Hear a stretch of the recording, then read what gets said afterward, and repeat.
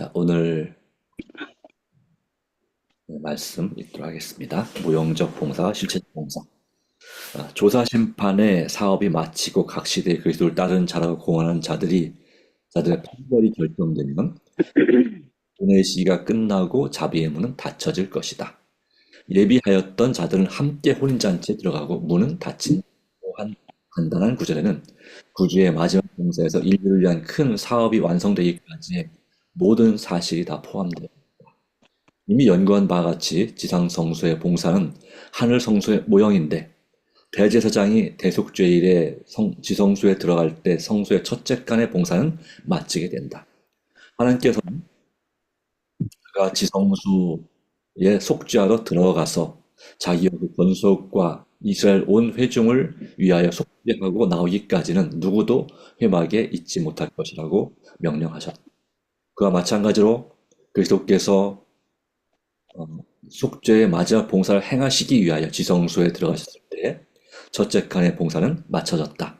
그 첫째 칸의 봉사가 그쳤을 때에 둘째 칸의 봉사가 시작되었다.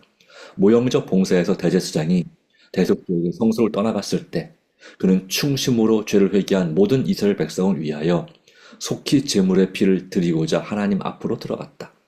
그와 같이 그리스도께서도 우리의 중보자로서의 첫째 단계의 봉사만 하시고 그 사업의 다른 분야에 들어가서 죄인들을 위하여 흘리신 당신의 피를 가지고 하나님 앞에 지금도 탄원하고 계신다. 이 문제가 1844년의 재림 신도들에게는 이해되지 못하였다. 구주께서 오실 것으로 기대되었던 시기가 지났을지라도 그들은 그분의 재림이 임박한 줄로 여전히 믿고 있었고, 그들은 중대 위기가 이르렀다는 사실과 그리스도께서 하나님 앞에서 행하시는 인간을 위한 중보자로서의 그리스도의 사업이 마쳐졌다고 주장하였다. 그들은 주님께서 하늘 구름을 타고 실제로 오시기 직전에 사람을 위한 은혜의 시기가 마치게 될 것이라는 사실을 성경이 가르치고 있다는 것을 알았다. 그것은 사람이 은혜의 문 앞에서 두드리고 찾고 부르짖으나 열리지 아니할 시기를 가리켜주는 성경절을 분명한 것 같았다. 그리고 그들에게는 지금까지 그들이 재림의 때로 알고 기대했던 그 시기가 과연 재림 직전에 있을 시기의 시작이 아닌지가 문제였다. 심판이 가깝다는 경고를 증거하였으므로 그들은 세상에 대한 그들의 할 일을 다한 듯한 느낌을 가졌고 죄인들의 구원에 대한 마음의 무거운 짐을 벗어버렸다. 그러나 그와 반면에 경건치 않은 자들의 대담하고 모독적인 조롱은 마치 하나님의 영이 당신의 은혜를 저버린 자들에게서 물러간 또 다른 증거인 것처럼 생각되었다. 그리하여 이 모든 것들이 저들로 하여금 은혜의 시기가 마쳤다는 것, 곧 그들이 당시에 표현한 대로 은혜의 문은 닫혔다는 믿음을 굳게 하였다. 그러나 성소 문제를 연구함으로 더욱 밝은 빛을 받게 되었다. 그들은 1844년에 있은 2300주야의 끝이 중대한 위기를 특징지었다는 사실에 대한 그들의 믿음이 틀림없다는 것을 깨달았다. 그리고 사람이 지난 1800년 동안 하나님께 접근할 수 있도록 해준 그 희망과 은혜의 문이 닫힌 것은 사실이나 다른 한 문이 열려 지성소에서 행하는 그리스도의 중보 사업을 통하여 죄의 용서가 사람들에게 주어졌다. 그리스도의 한 가지 봉사가 마쳐진 것은 또 하나의 다른 봉사를 행하기 위한 일이었을 뿐이었다. 아직도 그리스도께서 죄인을 위해 봉사하시는 하늘 성소로 들어가는 열린 문은 그대로 남아 있었다. 아멘. 하늘에서 행하는 그리스도의 중보 사업. 그러므로 요한계시록에서 오늘날의 교회에 준 말씀, 거룩하고 진실하사 다윗의 열쇠를 가지신 이, 곧 열면 닫을 사람이 없고 닫으면 열 사람이 없는 그이가 가라사대 볼지어다. 내가 내 앞에 열린 문을 두었을 때 능히 닫을 사람이 없으리라. 라고 한 말씀이 무엇을 의미하는 것인지 알 수 있게 되었다. 예수님의 중보 사업을 통하여 축복받을 수 있는 사람들은 위대한 속죄 사업을 행하시는 예수님을 믿음으로 따라가는 사람들 뿐이다. 반면에 이 중보 사업이 밝히 가르쳐 주는 빛을 거절하는 자들은 그분께서 중보하시는 혜택을 얻을 수 없다. 그리스도의 초림 때에 주어진 빛을 거절하고 그분을 구주로 믿지 않던 유대인들은 그분께서 주시는 용서를 얻을 수 없었다. 예수께서 승천하신 후 당신의 중보 사업의 축복을 당신의 제자들에게 주시고 당신 자신의 피를 가지고 하늘 성소에 들어가셨을 때에도 유대인들은 완전한 암흑 속에 묻힌 채 여전히 무익한 희생 제물과 그 밖의 제물들을 계속해서 드리고 있었다. 모형과 그림자 속에 속한 봉사는 이미 끝났다. 사람들이 하나님께 가까이 나가기 위해 이전에 사용하던 문은 이미 닫혔다. 유대인들은 하나님을 만날 수 있는 유일한 길, 곧 하늘 성소의 봉사를 통한 길을 거절하였다. 그러므로 그들은 하나님과 교통할 수 없게 되었다. 그들을 향해 열려있던 문은 닫혔다. 그들은 참된 희생 제물이시며 하나님 앞에 있는 유일한 중보자이신 그리스도를 알지 못했다. 그러므로 그들은 그분의 중보 사업을 통한 축복을 받을 수 없었다. 아멘. 네. 믿지 아니한 유대인들의 상태는 소위 그리스도인이라고 공언하면서도 경솔하고 불신적이며 우리의 자비하심 대제사장의 사업을 고의적으로 알지 아니하고자 하는 자들의 상태를 예증해 준다. 모형적 봉사에 있어서 대제사장이 지성소로 들어가면 온 이스라엘 족속은 성소 주위에 모여서 죄사함을 받고 죄중에게서 끊어지지 않기 위하여 즉히 엄숙한 태도로 하나님 앞에 마음 정비하도록 요구되었다. 그렇다면 우리는 실질적인 대속죄에 있어서 우리 대제사장의 사업을 이해하고 우리가 해야 할 의무를 깨닫는 일이 얼마나 기묘한 일인가. 인류는 하나님께서 자비로서 보내주시는 경고를 거절하고서도 무사할 수는 없다. 노아 시대에는 하나님으로부터 한 기별이 일상에 주어졌는데 그 기별을 취급한 태도 여하로 사람의 구원이 좌우되었다. 경고를 거절했으므로 하나님의 성령께서는 죄 많은 인류에게서 떠나고 그들은 마침내 홍수로 멸망을 당하였다. 아브라함 당시에도 은혜는 소돔의 흉악한 주민들을 위하여 더 이상 가능하지 못하였으므로 롯과 그의 아내와 두 딸 외에는 모든 사람이 하늘에서 내려온 불로 멸망되었다.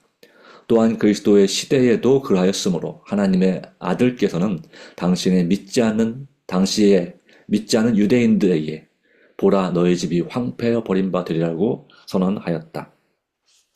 무한한 능력을 가지신 분께서는 마지막 시대를 내다보시고 진리의 사랑을 받지 아니하여 구원을 얻지 못할 자들에 대하여 이러므로 하나님이 유혹을 저희 가운데 역사하게 하사 거짓 것을 믿게 하시면 진리를 믿지 않고 불의를 좋아하는 모든 자로 심판을 받게 하려 하심이니라. 또 선언하십니다. 그들이 하나님의 말씀의 교훈을 거절할 때 하나님께서는 당신의 성령을 거두어 버리시고 그들이 좋아하는 기만 가운데 버려두신다. 그러나 그리스도께서는 여전히 사람들을 위하여 주심으로 빛을 구하는 자들에게는 빛이 주어질 것이다. 처음에는 자기 신자들이 그 사실을 이해하지 못하였다. 그러나 그 후에 그들의 참된 입장을 명확히 드러내주는 성경 구절들이 그들 앞에 전개됨에 따라 그것이 분명하여졌다. 네. 1844년의 시기가 지나감에 따라 재림의 신앙을 여전히 간직하고 있는 사람들은 큰 시련을 당하였다. 그들의 진정한 입장을 분명히 확인해주는 일에 관한 한 그들에게 위안과 안도감을 주는 유일한 것은 그들의 마음을 하늘의 성소로 이끌어준 빛이었다. 그런데 어떤 사람들은 예언적 계산에 대한 이전의 믿음을 버리고 재림 운동에 수반되었던 성령의 큰 능력을 인간 혹은 사단의 능력이라고 말하였다. 그러나 다른 한 무리들은 과거의 경험을 통하여 하나님께서 그들을 인도하신 사실을 굳게 믿고 요동치 않았다. 그들은 하나님의 뜻을 알기 위하여 기다리고 깨어있어 기도한 결과 마침내 그들의 대제사장께서 다른 단계의 봉사 사업에 들어가셨다는 사실을 알게 되어 믿음으로 주님의 뒤를 따라갔을 뿐만 아니라 교회의 마지막 사명이 무엇인지도 깨닫게 되었다. 그들은 첫째와 둘째 천사의 기별을 분명히 이해했으며 요한계시록 14장의 셋째 천사의 엄숙한 경고를 받아온 세계에 전할 준비가 갖추어졌다. 네. 네, 오늘 이 새벽 기도회에 또 함께 우리가 또 참여했습니다. 자, 이 말씀 가운데서 이 말씀이 조금은 어떠신지 모르겠지만 이 하나님 말씀이 여러분에게 진정한 위로가 되고 또 힘을 얻게 되기를 간절히 바랍니다. 그리고 이것이 이 새벽 기도에 참여하는 것 자체가 여러분에게 또한 축복이 되기를 진심으로 바랍니다. 자, 아멘. 모형적 봉사와 실체적 봉사라고 했습니다. 모형적 봉사는 이 특별히 재림전 심판, 조사 심판, 성도 전역에서 구약 시대에 또 예수님 당시까지 성소에서 행해지던 1년에 한 번씩 하는 대속죄일 봉사를 가리킵니다. 그렇죠? 이 대속죄일 봉사는 이 땅에서 행해졌지만 언제까지 서기 70년경까지만 행해졌다고 볼 수 있겠죠. 정확하게 말하면 69년, 70년에 예루살렘 성전이 불타 없어졌으니까요. 그러나 이것은 원래 실제적 봉사, 하늘 성소에서의 지성소 봉사를 상징하는 예식이 바로 대속죄일 예식이었다라고 하는 것입니다.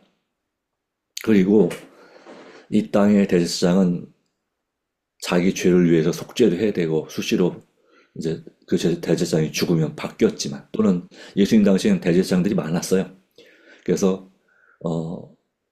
인구가 많아져서 그런지 모르겠지만 그래서 죽기 전에도 교대로 어떠한 임기에 따라서 그렇게 대제사장 직분을 이행했던 것을 알 수가 있습니다. 그러나 하늘 성소에서의 대제사장은 영원히 죽지 아니하시는 영원하신 하나님 중에 한 분이신 예수님께서 바로 대제사장으로 취임하셨고 그 봉사를 하신 것입니다. 그러므로 이 예수님께서는 이 첫째 봉사도 그렇고 성소 봉사도 그렇고 둘째 봉사인 지성소 봉사도 당신의 피를 가지고 탄원하셨고 지금도 탄원하고 계신다고 하는 것입니다. 그리고 마지막 봉사를 향한 첫 지성소 봉사를 가셨을 때 첫째 칸의 봉사가 그치고 이제 지성소 봉사, 둘째 칸의 봉사가 시작되었다라고 말하고 있습니다.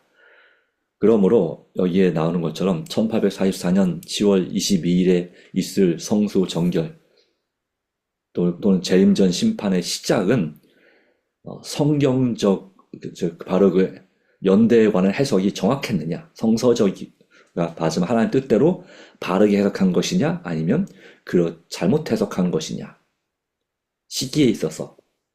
네. 물론 우리 재림교를 제외한 일반 기독교의 입장은 둘 다 잘못이다 이것입니다. 그 시기를 그렇게 계산한 것도 잘못 계산했고, 그래서 일반적으로는 457년에 445년 느헤미야가 무너진 성벽을 재건할 때부터 계산해야 된다. 아니면 538년이나 537년 기원전 바로 그때 고레스가 중건령을 내릴 때부터로 계산해야 된다라고 하는 견해입니다. 그리고 또 하나는 시기를 정한 것 자체가 문제다. 그러나 그때 아무도 모른다고 했는데, 그리고 그날에 예수님이 재림하지 않았으니까 실질적으로 그 해석처럼 그래서 이것은 성령의 능력으로 된 것이 아니라 사탄의 능력으로 역사에서 그런 운동이 일어났던 것이다. 즉 거짓 광신 주의 운동이었다라고 폄하하는 경향이 있습니다. 그래서 그 재림 운동의 이후로 탄생한 제7안식 예수님 교회의 그 근거가 이런 종말론, 그것도 이제 왜곡된 종말론에 근거해서 재림교회가 탄생했다라고 주장하는 그런 것이 되죠. 근데 과연 그런가? 그 주장이 과연 맞는가? 음, 라고 할 때, 상당히 예, 깊이 성경을 연구하지 않고 한 주장이라고 볼 수밖에 없죠. 어떻게 본다면, 어, 이 2300주의 시작점, BC 457년, 바로 3차 중건령부터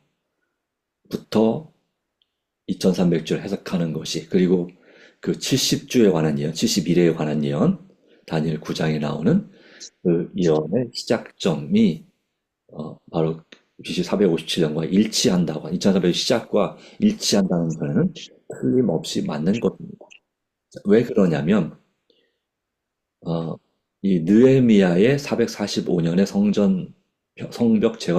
성벽 재건을 한 것이지, 성전을, 그리고, 그것이 이제 그 바벨론 제국에서 무너지고 불타버린 그 성벽과 성전을 재건한 것이 아니고, 포로에서 돌아와서 지어진 성전, 그리고 쌓은 성벽 중에서 성벽을 무너뜨린 것을, 반란이 일어나서 무너뜨린 걸 재건한 것입니다. 그러므로 445년에 예루살렘을 중건한 영이 날 때부터라고 하는 다니엘 9장의 예언은 445년 느헤미야의 성벽 재건을 적용할 수 없다 하는 것이고, 그리고 제1차 중건령, 기원전 538년에 바산 고레스의 성전 중건령은, 그것은 말 그대로 성전을 중건할 명령이지, 예루살렘 전체의, 유대인 전체에게 자치권을 부여하는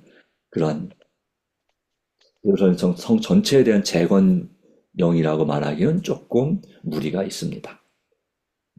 두 번째, 바로 520년에 다리오의 재건령도 역시 성전에 관한 것이지 예루살렘 성 전체나 성벽과는 큰 관계는 없습니다. 결과적으로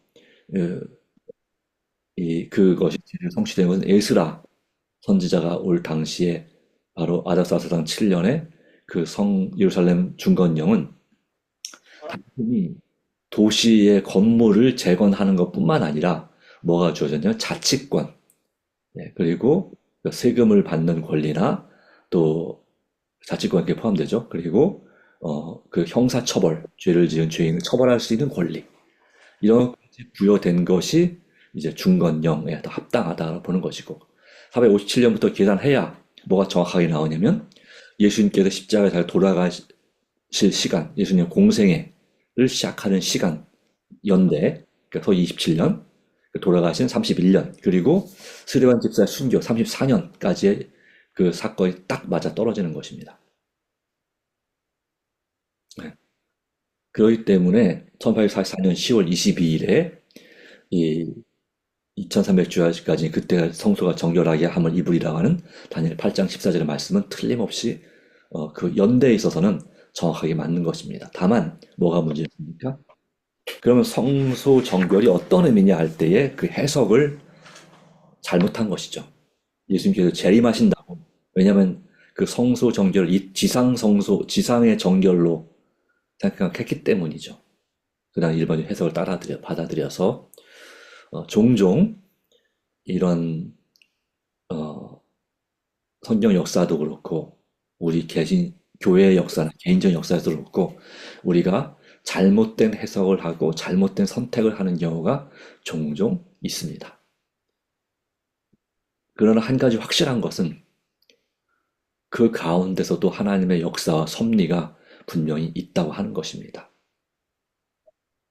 다만 이 2300주야에 관한 해석에 있어서 그렇게 이 땅에 예수님이 재림하신다고 잘못 해석한 것은, 그것은 하나님께서 의도하신 섭리에 의해서, 그것도 하나 예언의 한 부분이었다는 것을 우리가 이해할 필요가 있습니다. 저는 전에 한번 우리가 이 책을 읽었던 것처럼, 만일 1844년 10월 20일에 예수님이 재림하지 않는다는 것이, 재림하시는 대신에 하늘 지성소 봉사를 하기 위해서 지성소로 하늘에서 예수님께서 들어가셨던 사실을 미리 깨달았다면 그와 같은 열정적이고 세계적인 재림운동은 일어날 수 없었다고 하는 것입니다. 네. 마찬가지로 예수님의 12제자를 비롯한 제자들이 예수님께서 유대인의 왕으로 등극하지 않고 십자가에 달려 돌아가시는 치욕적인 그런 경험을 하게 될 것을 그들이 예언을 통해서 미리 깨달았다면 그들은 그처럼 열정적으로 예수님을 따르지 못했을지도 모릅니다. 왜? 너무나 두렵고 무서운 일이니까요. 그리고 자기들의 자존심이 완전히 땅에 떨어지는 아주 창피한 일이니까. 그러나 그들이 사실 그 예언을 깨닫지 못했기 때문에 심지어 예수님이 직접 몇 번 말씀하셨어요. 그렇게 말씀하셨어도 깨닫지 못하고 묻기도 두려웠기 때문에 이제 예수님의 십자가 예언이 성취된 것입니다. 그리고 예수님이 나귀를 타고 예루살렘에 입성하신 십자가에 돌아가시 일주일 전에 입성하시던 그 사건이 성취가 된 것입니다. 그것은 스가랴 14장에 9장인가요? 거기 나오는 바로 그 예언대로 된 거죠. 보라 내 왕이 이만하니 겸손하여 새끼 나귀를 탔다고 하는 예언이 성취된 것입니다. 그러므로 이것은 우리가 여기 있는 것처럼 사단의 능력이라고, 사단의 역사라고 그렇게 이 재림운동을 폄하시키는 것보다는 성령의 큰 능력으로 일어난 역사라고 우리가 더 합리적이고 성서적이다는 말씀을 드립니다. 어쨌든 왜 그러냐면 그때 이 재림운동을 한 사람들 중에 한 많은 사람들은 또 그냥 충동적으로 감정적으로 했지만 그 운동을 이끌었던 지도자들만큼은 아주 양심적이고 혹시 내가 잘못해서가 아닌가 다시 검토하고 그리고 정말 예수 믿음으로 그렇게 이 재림운동을 한 것입니다. 그래서 그들의 과거의 신앙 경험 가운데 하나님께서 그들을 어떻게 인도하셨는지를 살펴볼 때 그리고 그들이 이 대실망을 경험한 다음에도 1944년 10월 20일에 어쨌든 그들이 기대한 대로 예수님이 안 오셨잖아요. 그 대실망을 경험한 다음에도 하나님의 뜻이 바로 여기 있는 말씀처럼 과거 경험을 통해서 하나님께서 그들을 인도하신 사실을 굳게 믿고 요동치 않았다. 다시 검증을 해보고 다시 예언을 다시 한번 해석해보고 할지라도 거의 틀리지 않았음을 그리고 하나님의 뜻을 알기 위해서 기다리고 깨어서 기도한 결과 마침내 대제사장께서 다른 단계의 봉사사업, 지성소 봉사를 시작했던 사실을 깨닫게 된 거죠. 그리고 교회의 마지막 사명이 무엇인지 바로 새 천사의 기별을 힘있게 전파하는 요한계시록 14장의 기별을 전파하는 것이 그들의 사명임을 다시 한번 깨닫게 된 것입니다. 바로 그 사명 가운데 셋째 천사의 기별을 전파한 사명 가운데 윌리엄 밀러, 바로 재림운동을 일으켰던 윌리엄 밀러가 가담하진 않았을지라도 하나님께서는 분명히 윌리엄 밀러를 그를 인도하셨던 것처럼 또한 이 재림운동을 통해서 우리 재림교를 탄생시키는 그 사람들에게, 그 무리에게도 인도하셨다고 하는 것을 분명히 볼 수 있습니다. 하나님께서는 마찬가지로 감리교회 창시자인 요한 웨슬레를 인도하셨습니다. 또한 하나님께서는 종교개혁자 칼빈이 장로교회를 세울 때에도 하나님의 인도하심이 있었습니다.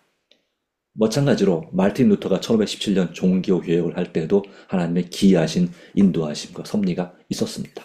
다만 그들이 하나님께서 그들에게 필요한 절실한 진리만을 그들에게 빛을 주셔서 깨닫게 하셨습니다. 그래서 마르틴 루터는 존 칼빈이 새롭게 깨달은 진리를 깨닫지 못했죠. 그러나 하나님께서 그 당시에 그 수준에 맞게 인도하셨습니다. 역시 칼빈도 하나님의 절대적인 주권을 강조하다 보니까 바로 요한 웨슬레가 주장한 하나님께서 모든 걸 개인의 구원, 운명까지 예정하신 것이 아니라 예지하셨다는 사실을 깨닫지 못했습니다. 그리고 마음의 마음의 성결뿐만 아니라 몸의 성결도 중요하다는 사실, 즉 절제도 중요하다는 사실을 칼빈은 깨닫지 못했습니다. 그래서 장로 교인들은 음식물에 대한 절제나 구별이 감리 교인보다 좀 약하죠. 네.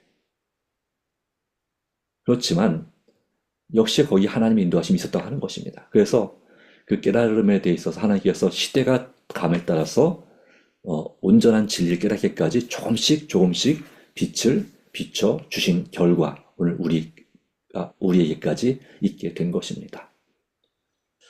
네. 하나님께서 우리 재림교회 이후에 또 새로운 더 확실한 진리를 가진 교단을 일으키셨을까요? 현재. 예, 그렇다면 우리는 과감하게 재림신앙을 포기하고 바로 그 교단으로 개혁해야 됩니다. 어떻게 생각하십니까? 아직까지 없어요. 네. 영감받은 글에 의한다면 이 마지막 시대에 남은 교회가 재림교회가 맞느냐라고 하는 그런 우리 재림교회 성도들의 질문에 대하여 편지로 보낸 질문에 대하여 하나님께 물어받은 말씀은 아직은 없다라고 하는 것이었고 하나님께서 세우신 마지막 남은 교회가 바로 이 재림교회다라고 하는 것이었습니다. 아멘. 이 자의적인 해석일지는 모르겠습니다. 우리 재림교인이 아닌 분들 입장에 볼 때는 그러나 이렇게 영감적인 글을 지금 읽으신 것처럼 영감적인 글을 가진 교회가 얼마나 되나요? 그리고 일단 저 개인적으로도 그렇습니다. 정말 양심적으로 우리 재림교회가 진짜 이 시대에 남은 교회가 맞는지 마지막 삶을 가진 진리교회가 맞는지를 개인적으로 하나님께 간절히 기도하면서 검증하실 필요가 있습니다. 그리고 우리가 미혹의 영에 빠지지 않을 필요가 분명히 있습니다.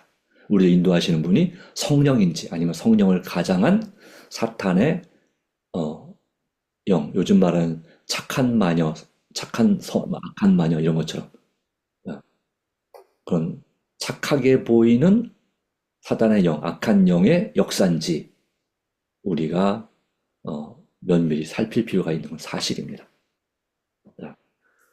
그런 의미에서 우리는 이 부분을 살펴봤습니다. 지성. 자,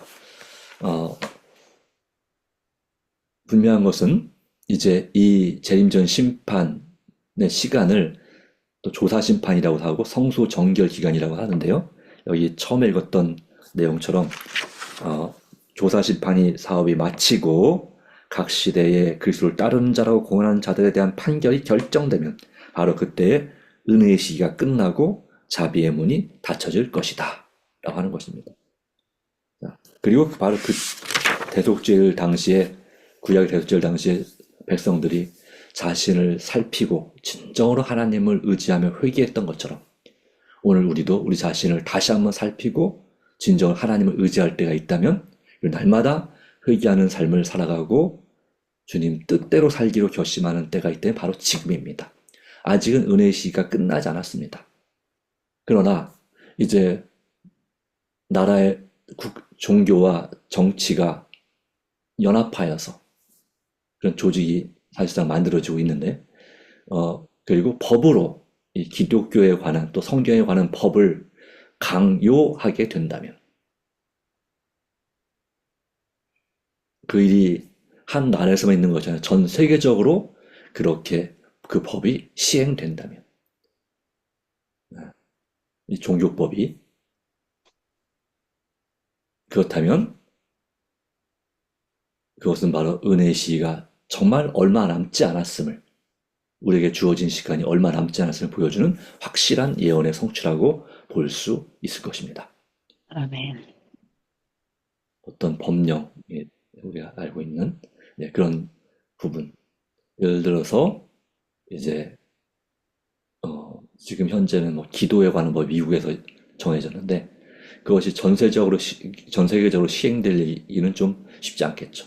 그러나 가능성 있는 것은 그것입니다. 주일 성수 법을 미국 정부에서 연방 정부에서 법으로 통과시키는 것입니다. 사실 주정부 한 51개 주정부가 있는데 주정부 중에 한 절반 이상은 이미 이 법을 통과시켰습니다. 네, 그렇게 알고 있습니다. 그런데 이제 연방 정부가 통과시키느냐가 중요한 문제라고 합니다. 예. 그리고 그렇게 되면 이제 최근 트럼프가 관세 협정을 강제로 맺는 것처럼 전 세계는 미국의 영향을 받을 수밖에 없습니다. 우리나라도 아주 힘들게 그 관세 협정을 지금 마무리 중이지 않습니까? 그런 것처럼 미국이 결정하면 전 세계가 따를 수밖에 없는 그런 역사가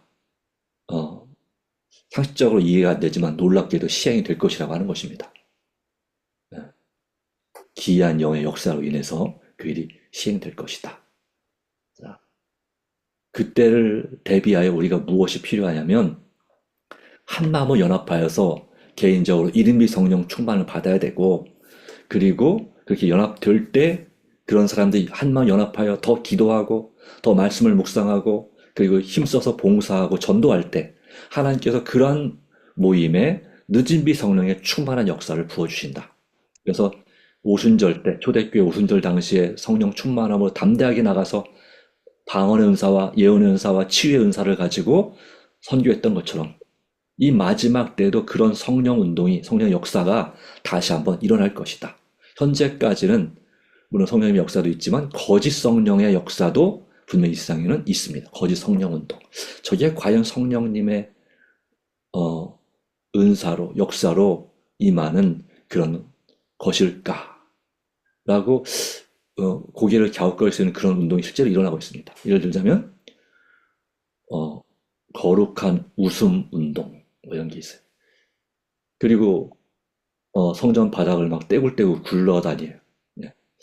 아니 성령 받은 사람들이 성령 받으면 저렇게 사람들이 바닥을 떼굴떼굴 굴르는 것이 정상인가? 그리고 웃음을 참을 수 없는 것이 과연 이게 너무 기뻐하는 건 뭐 좋은 일이지만 나 웃음을 참고 싶어도 참을 수 없는 그런 거룩한 웃음 운동이 과연 이게 정말 진정한 성령 역사인가? 예, 의문이 드는 것입니다. 자, 그런 면에서 우리 이 부분을 살펴봤습니다. 자, 다음에는 하나님 율법의 불변성에 관하여 기도하도록 하겠습니다.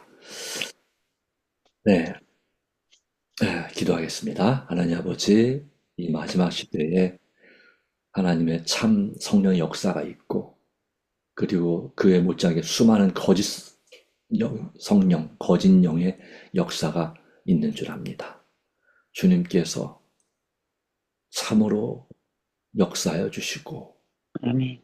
다시 한번 돌아볼 수 있도록 도와주시고, 이 마지막 시대 하나님께서 세우신 여자의 남은 자손, 남은 교회가 이 재림교회인지 확신을 갖게 하여 주시고, 아멘. 오직 양심적으로 주님의 말씀에 의지하여 우리 자아를 온전히 굴복시키고 겸손한 마음으로 상대방을 서로를 오해하는 것이나 이해하는 마음으로 정말 예수님의 사랑하는 마음으로 우리가 살아갈 수 있도록 역사해 주시기를 간절히 바랍니다. 아멘. 시험에 들지 않게 하시고 또한 사람으로 인하여 시험에 들지 않게 하여 주시고 또 내 자신 때문에 시험에 들지 않게 하여 주시고 악에서 구해 주시기를 간절히 구합니다. 아멘. 주께 허락하신 참 평화를 허락하여 주시옵소서. 그리고 주님의 모든 것이 주님의 뜻이 있음을 분명히 믿고 믿음으로 따라가는 오늘 하루 되게 해주시고 오늘 우리가 기도하는 간절한 기도 가운데 성령께서 충만히 역사하시고 참으로 주님 은혜로 살도록 도와주시고 우리 마음에 원망하는 마음이나 불평하는 마음이나 악한 마음이 틈타지 못하게 하시고 오직 감사하는 마음, 찬양하는 마음, 주님 의지하는 마음 되도록 우리 마음을 조정하여 주시고 믿음으로 순종하게 하여 주시옵기를 그리스도이신 예수님의 이름으로 간절히 기도하옵나이다. 아멘. 아멘. 감사합니다. 하나님의 이야기를 간절히 바랍니다. 개인기도로 마치겠습니다.